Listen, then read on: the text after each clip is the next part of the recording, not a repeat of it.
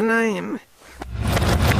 After I hatched my diabolical schemes to eliminate you, it was destroyed in the storm. I was hoping I could crash with you and Tails for a few days until my robots rebuild it. Please, don't strand me in this wilderness. Well, you certainly could use a roof over your head. And a bath. But how do I know you won't just capture me and Tails while we're sleeping? I swear not to harm you or your fox during my stay. I didn't even bring any weapons. Here, check my pants. No. It's okay.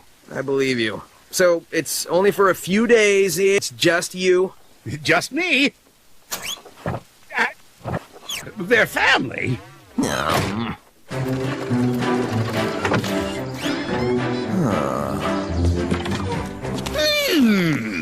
Eggman? Oh, hey, gang. Didn't know you'd be visiting so early.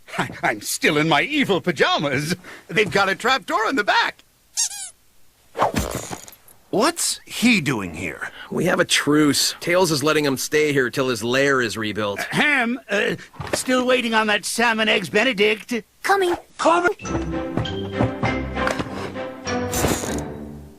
I asked just whites.